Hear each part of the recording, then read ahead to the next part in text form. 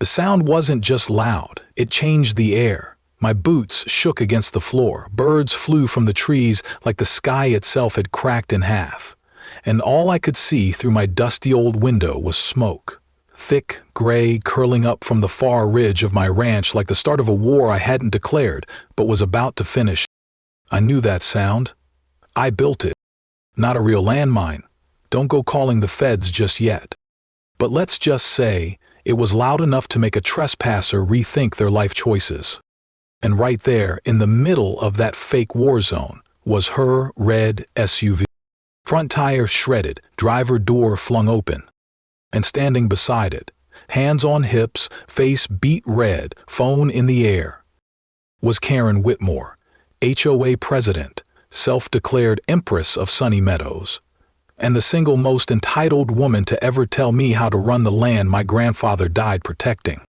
She was screaming, not from pain, not from fear, but from the sheer outrage that I, the man whose gates she smashed and fences she crossed, would have the nerve to defend my own land. I warned her more than once, but that day wasn't the end. That explosion, that smoke, that moment when the ground thundered beneath us, it wasn't just the day a trespasser finally got what she asked for. It was the day everything changed. The county, the courtroom, the kids she dragged into it, the fire, the restraining order, the lithium, the men in suits, and the one sentence that landed on my kitchen table. Prepare for an offer. So if you think this is just another Karen tried to tell a rancher what to do story, buckle up, because by the time this tale is done, she won't just regret trespassing. She'll be facing federal charges. In my land, the one she mocked as goat stinking dirt, let's just say, it turned out to be worth a hell of a lot more than she ever imagined. Where are you watching from? Drop your state in the comments. And don't blink, because the next 5 minutes might just make your jaw drop. The first detonation, when HOA trespassing hits a nerve. I never planned on becoming that guy. You know the one. The guy who buries fake landmines on his own property, rigs them with smoke poppers, and waits for the moment his nightmare neighbor finally gets the message. But when someone drives through your ranch gate every single day like it's a personal shortcut to Target, wrecks your fences, scares your livestock, and then tells you with a smile, "Lighten up, Jack, it's just a little dirt," well, something in you snaps. I didn't want violence.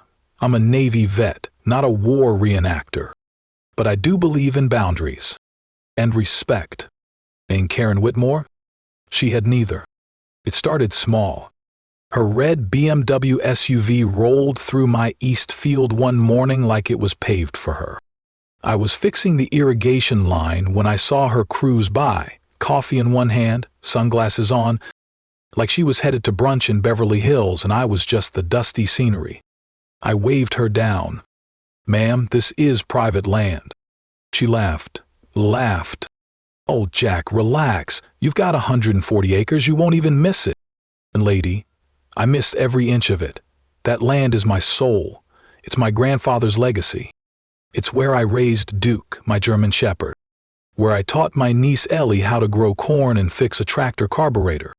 But to her, it was an eyesore, a shortcut, a speed bump on the road to her double mocha half-calf lifestyle. So I did what a decent man does. I posted signs, I filed a sheriff's report. I even sent her a certified letter. You know what I got in return? 3 code enforcement complaints. 1 for my compost pile, 1 for abandoned vehicles, which were tractors, and 1 accusing Duke of being a dangerous animal. Duke, folks. Duke has a bigger heart than most people I know.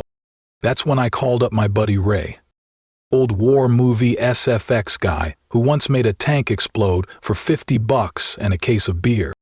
I said, "Ray, I want loud, I want smoky, I want legal. Can you help?" He grinned like Christmas came early.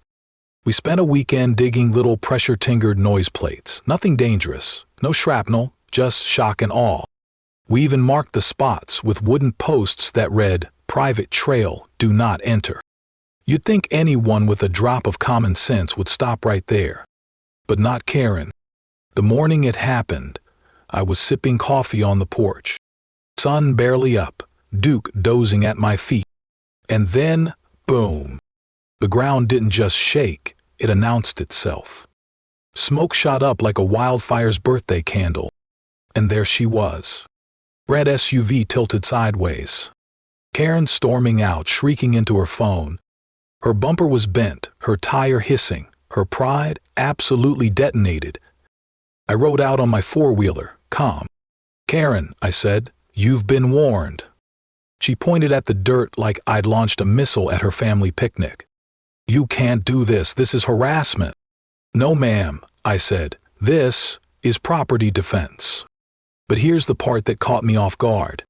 As I turned to leave, I saw another tire track. Not hers. Someone else had been on my land. And that's when this story stopped being just about land and started being about a child. Hey, if you've ever dealt with an HOA nightmare or just believe a man's land ought to mean something, tap that like button, drop your story in the comments, and hit subscribe. Because trust me, this story is just getting started. Because when I followed that second set of tire tracks, what I found made me stop cold. A scooter, a boy, tears, dust, and a name I'd never forget.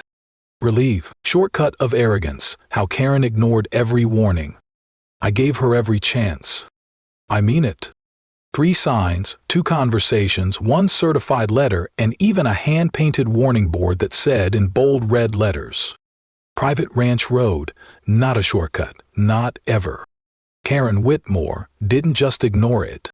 She laughed at it. "I took a picture of your sign," she said, smug as ever. "I'm thinking of submitting it to a Pinterest group called Redneck Decor. It's very rural chic." Rural chic? Lady, this ain't a photo op. It's 140 acres of working land passed down from 3 generations of Tucker grit. We don't decorate with barbed wire because it's quaint. We do it to keep goats in and trouble out. But she didn't care. The first time she cut across my ranch, I figured maybe she was lost. Second time, I figured maybe she was lazy. But by the 10th time, it was clear. Karen wasn't confused, she was entitled. Her driveway backed right up to my eastern fence. And instead of turning right like everyone else to get to town, she'd punch through the gate I used for tractor deliveries, saving herself 3 minutes. 3 whole minutes. Meanwhile, my goats scattered, my crops got dusted in exhaust, and I caught Duke limping after chasing her off. So I did what any rational landowner would do. I called the sheriff. But Sheriff Grady? Good man, but he's got a folder 3 inches thick labeled HOA Problems, Proceed with Caution. He shook his head and said, "Jack, unless you've got her on video or written warnings delivered, it's your word against hers." So I got cameras. I got signatures. I even got one of those little motion-triggered voice recorders that yelled, "Parliament property, leave now." Karen? She drove faster after that. Even waved once, like she was on a parade route. Then came the rainstorm. I came home to a broken gate, snapped post, Duke barking his head off. And there in the middle of my alfalfa field, Karen's red SUV sunk up to the axle in mud, spinning tires, and a tow truck winch tearing a trench right through my irrigation line. And that was it. I wasn't mad anymore. I was done. No more sheriff reports. No more polite warnings. If the system wasn't going to protect my land, then maybe a few harmless, heart-jolting, Hollywood great booms would do the trick. Now here's the part I didn't expect. Even after that first blast of smoke and noise, even after fire trucks showed up and she filed a noise complaint, Karen didn't stop. Nope. She doubled down. She told neighbors I was a volatile combat vet with PTSD. Told the HOA board I was using tactical scare tactics, which, by the way, I kind of admired for the phrasing. And then she started dragging other people into it, including one boy I hadn't met yet, a kid named Eli. If you've ever had a neighbor ignore every boundary like it's a challenge, hit that like, drop a comment with your HOA horror story, and make sure you subscribe, because this rabbit hole, it goes deep. Because what came next wasn't just a boundary line being crossed. It was a child being pushed into danger, the boy and the creek, when innocents get caught in crossfire. It's one thing when a grown woman plays HOA warrior on your fence line. It's another thing entirely when a child ends up face down in a dry creek bed because of her. The second tire track I spotted that morning, it wasn't Karen's. It was thinner, deeper, fresher. I followed it around the bend near the old oak grove, where the trail dipped steep by the dried-out creek. I figured it might have been a dirt bike or maybe a lost hiker. What I didn't expect was the sound of crying. Not loud, but steady, the kind that comes from pain mixed with fear. Duke took off ahead of me, ears up, tail stiff. I ran behind him, heart pounding like a drum in my chest. And there he was. Boy, maybe 11 or 12. Scooter tipped on its side. Hoodie torn. One shoe missing. Eyes swollen red. He looked up like I was the monster under his bed. "Hey, kid," I said, trying to sound calm, kneeling beside him. "You okay? What happened?" He wiped his eyes with a dusty sleeve and mumbled, "She said it was fine." "Oh, Karen, my stepmom." My jaw locked. "She told me to cut through your land to get to school faster," he said. "She said you wouldn't even notice, that it was just a big backyard." His ankle was swollen. His wrist had a bruise blooming purple. But the worst part wasn't physical. It was the way he looked at the ground when he spoke. The way he flinched when a gust of wind rattled the brush. The kind of fear no kid should carry. "What's your name, son?" I asked. "Eli." That hit me harder than I expected. Because Eli wasn't just a trespasser. He was collateral damage in a war he never signed up for. I helped him up gently, and just as I was checking his balance, the gravel behind us crunched. Red BMW. "Karen." "Back again." Her engine sputtering like a wasp nest. She jumped out of the car, marched toward us like I'd kidnapped the mayor's child, and started screaming. "There you are. What are you doing down there with him?" Eli cowered behind me. I stepped forward, shielding him. "He's hurt." "I'm calling an ambulance." Karen laughed, a high-pitched fake laugh that curdled the blood. "Don't be dramatic. He's fine. Get in the car, Eli." Eli didn't move. Didn't say a word. He just looked at me with wide, scared eyes. "He's not going anywhere until he's checked out," I told her, calm as stone. Karen narrowed her eyes. "You're not his father." "No. I'm the man standing between him and the woman who told him to trespass through dangerous land like it was a shortcut to Starbucks." She snapped. "Again, you think you're some cowboy sheriff? This isn't a movie. You're not the law out here." I didn't say anything, just nodded toward Duke, who stood silent and still like a statue at my side, but whose growl started to rumble. Karen's voice dropped 2 octaves real quick. I called the ambulance. They checked Eli out, sprained ankle, mild concussion. But what came next changed the whole game. The social worker who arrived whispered, "This isn't the first complaint about Karen Whitmore." And suddenly I realized this wasn't about fences anymore. It wasn't about landmines or shortcuts. It was about a boy, and a bully with too much power. Because what happened next was the spark that lit a fire no HOA was ready for. Fake maps and real fires, when HOA power goes nuclear. It started with a zoning map. A fake one. Printed in color, laminated like it came straight from the mayor's office, and hand-delivered by a boy too scared to say no. Eli brought it to me in a plain brown envelope, cheeks flushed, hands trembling. "She told me to put this in your mailbox," he whispered, "but I didn't want to."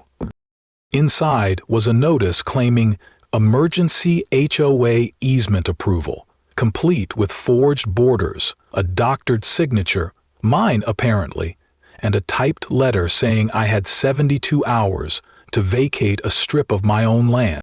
My first thought? This was Karen's boldest move yet. My second? This wasn't just a game anymore, this was theft.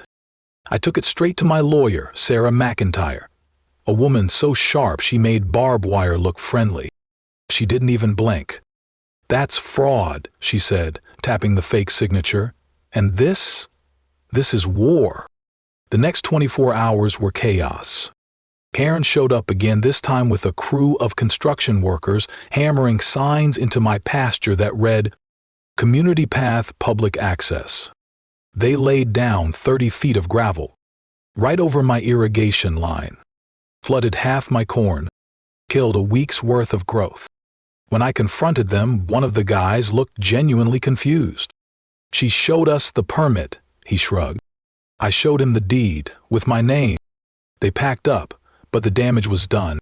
That night, Ellie poured me sweet tea, Rye showed up with a drone, and Duke curled at my boots like he was expecting a storm. "This is war, huh?" Ellie said, eyebrows raised. "Not yet," I muttered, "but it's close." She grinned. "Well, Uncle Jack, I've got a drone." That one line changed everything. We began filming everything. Signs, trespasses, construction crews, Karen yelling into her phone, her board members tiptoeing behind her like nervous ducklings.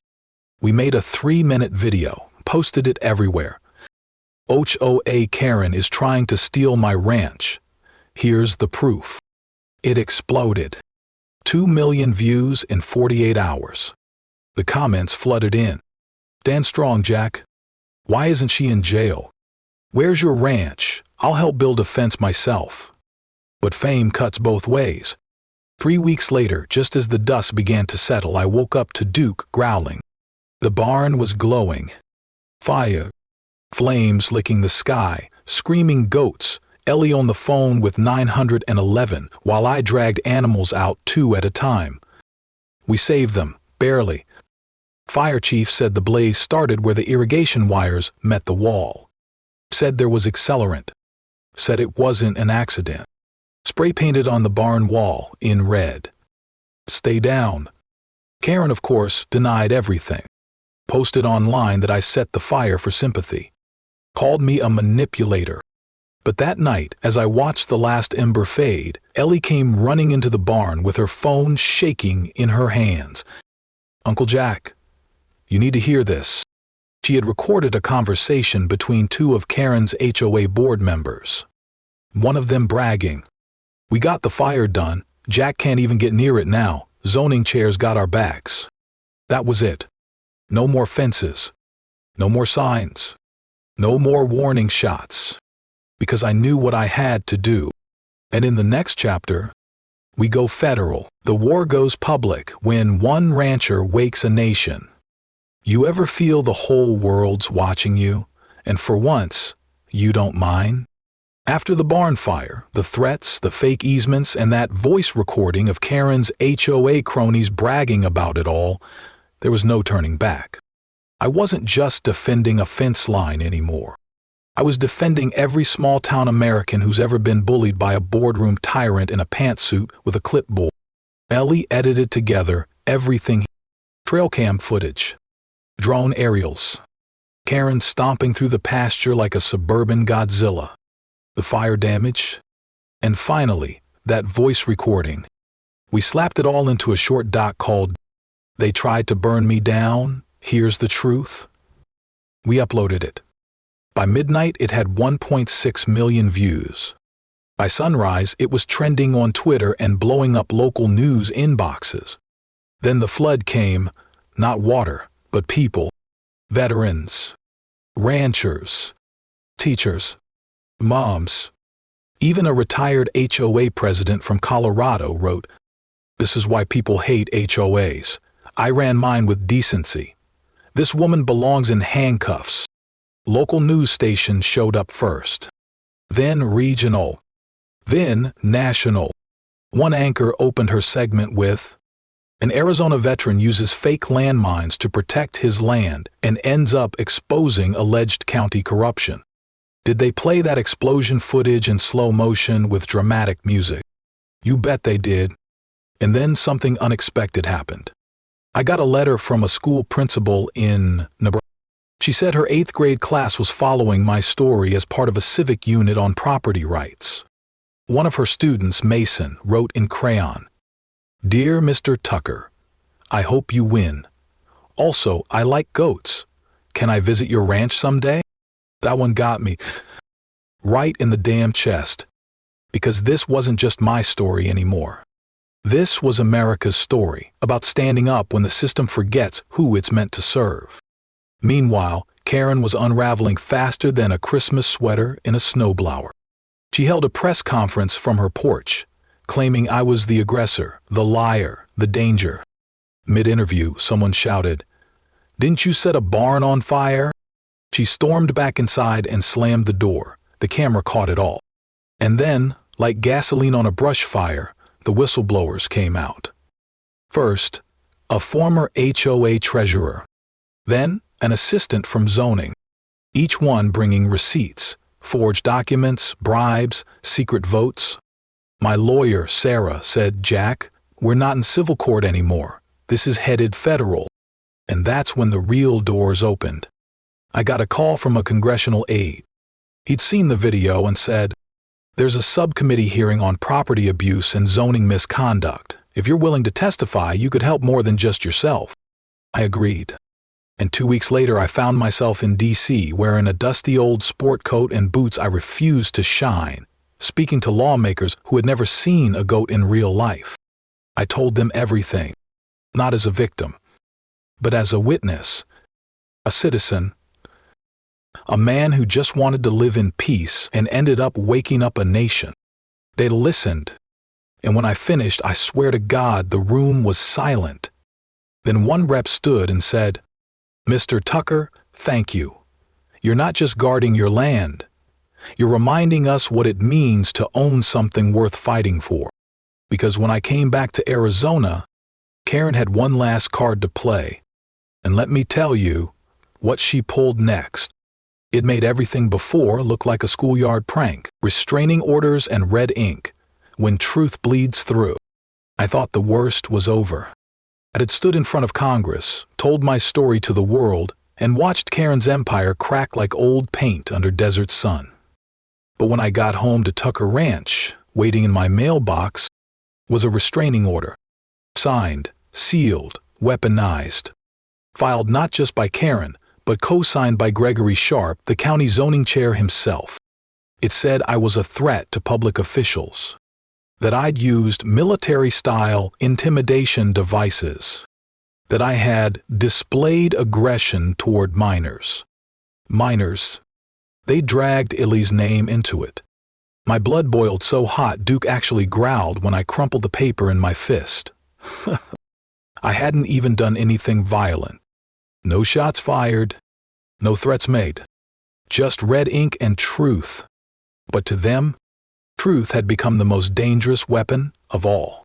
Now here's the kicker. This restraining order? It barred me from the eastern third of my own ranch. They called it active easement under dispute. I couldn't legally step foot on land my granddad broke his back to farm. I couldn't walk the ridge, fix the irrigation, or check the trail cams.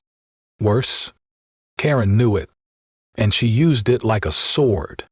That same day, she hosted a neighborhood peace picnic 20 feet inside my boundary. Music, speeches, reclaim the community banners. All of it on my pasture. But Ellie and Ray, bless their scheming hearts, had an idea. If I couldn't go on the land, we'd send the land to them. Enter Cowboy Glitter 2. Ink bombs. Non-toxic, washable, but vivid red dye packs triggered by pressure mats. No explosions, no injuries, just a splash of color that screamed, "You stepped where you shouldn't." We planted them under the gravel Karen had illegally laid. Then waited. And when Karen marched in the next afternoon, all dressed in white linen like she was throwing a Hamptons brunch, bright red, from shoes to shins to sleeves. She shrieked like she'd been stabbed and stumbled backward, slipping and falling face first into the dye-soaked gravel. It was beautiful. If you've never laughed until you snorted sweet tea out your nose, let me tell you, you're missing out. But here's where it turned. She didn't get up right away. She didn't scream at me. She just laid there, shaking, mumbling, and standing behind her. One of her HOA lieutenants, not helping her, but filming. His face pale, his hands trembling. He wasn't laughing. He was scared. Not of me, but of whatever came next. And sure enough, that night, a black SUV pulled up to the far side of the ranch. Not Karen, not the sheriff, someone else entirely. A man in a suit stepped out, took photos, made calls. When the camera caught him noticing our trail cam, he smiled. Not the kind of smile you trust. The kind of smile that means you're about to find out the truth, whether you want to or not. Wherever you're watching this from, Florida, Montana, Tennessee, drop your state below. Because when Karen's games failed, the stakes got higher. And what that man in the black SUV said to me next? It changed everything. The lithium revelation, when dirt becomes a gold mine. I thought I was fighting to save my land from HOA paper pushers. Turns out, I was sitting on a gold mine the whole time. Well, not gold exactly. Lithium. The man in the black SUV came back the next morning. Pressed slacks, polished shoes, clipboard in hand. Said his name was Agent Howell, Department of Energy. Didn't even wait to be offered coffee. Just looked across my pasture and said, "Mr. Tucker, your ranch sits on one of the largest undisclosed lithium deposits in the Southwest." I blinked. Like batteries? Electric cars? He nodded, as serious as a flat tire at midnight. This area was mapped as part of a national resource scan. We're authorized to offer you a mineral lease, federal grade, clean, drilling, no surface disruption. Then he handed me a sealed envelope. I opened it and had to sit down. $9,400,000, 0 cents. 9.4 million. Ray just whistled low behind me. Ellie dropped her coffee. Duke didn't react. He's a dog, but I swear he lifted his eyebrows. "Do I still own the land?" I asked, voice steady. Agent Howell nodded. "Full agricultural rights, full residency. We just want what's underneath." I stared across the fields. The same fields Karen had called ugly, wasted, dead space. The same land she tried to steal with fake signatures in a garden party invasion. Turns out she didn't even know what she was stealing. I asked for 48 hours to decide. Howell agreed, but warned me the DOE doesn't wait long. But word got out faster than gossip at a church bake sale. By sundown, Sunny Meadows had turned into a ghost town in reverse. Karen? Gone. Her red BMW? Her house? For sale. One by one, the HOA board members bailed like rats on a sinking cruise ship. And just when I thought it couldn't get better, Eli showed up, holding a dusty envelope Karen had told him to slip in my mailbox. Inside, another fake easement. Another letter accusing me of mineral fraud. Typed in Comic Sans, I kid you not. I laughed so hard Duke barked in confusion. But deep down I knew this wasn't just funny anymore. It was poetic. The land they tried to steal was now the reason they were gone. The fight they tried to bury me with unearthed something worth millions. And me? I still had my goats, my niece, my dog, and now a bargaining chip the size of Arizona. Ever had someone underestimate you, only to find out you had more value than they ever imagined? Let me know in the comments, and don't forget to hit that like button if you're still with me. 'Cause in the final chapter, we're gonna find out what happens when justice isn't just served.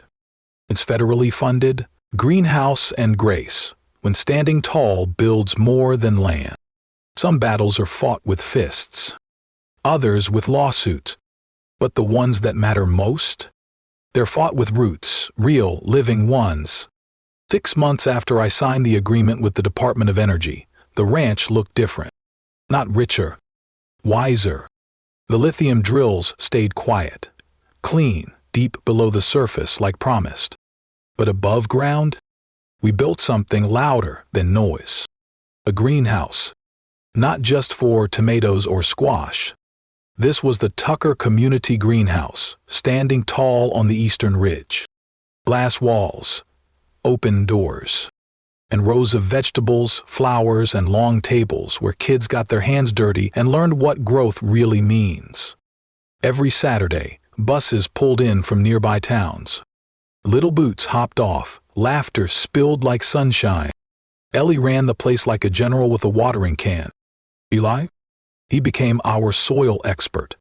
You should have seen the way he lit up teaching second graders how to plant basil. And Duke? He wore a tiny vest that said tour guide and took his job a little too seriously. We didn't just grow crops. We grew healing. One afternoon, as the breeze slipped through the greenhouse panels, Eli tugged at my sleeve. "Uncle Jack," he whispered, "do you think bullies always lose in the end?" I knelt beside him. "No, kiddo, not always. But when good people don't back down, bullies run out of places to hide." He thought for a second, then grinned. "Can I plant carrots next week?" "Only if you pull weeds." Funny thing is, Karen's name hasn't come up in months. Except maybe once or twice. The last anyone saw her was a courtroom sketch and a mugshot on the evening news. Turns out she'll be spending the next 8 years in federal prison, with no HOA meetings to run and plenty of time to think. The rest of Sunny Meadows? Sold to families who wave instead of whisper. No more clipboards, no more fake maps. Just folks who plant gardens instead of flags. One evening, I stood at the edge of my porch with a glass of iced tea in hand. The sunset painted the barn's red roof gold. The field rustled like it was finally exhaling. Ray leaned beside me, tipping his hat back. "You ever think about what would have happened if you hadn't stood your ground?" I nodded. "Yeah, I'd still be losing sleep over someone else's idea of order." He chuckled. "Well, look what you built instead." And he was right. Not just fences. Not just a ranch. We built a community that didn't bow to fear. If you've ever stood up for something, your land, your voice, your truth, drop your story in the comments. Because someone out there needs to hear it. And if you believe bullies only win when good people stay quiet, go ahead, like, share, and hit subscribe.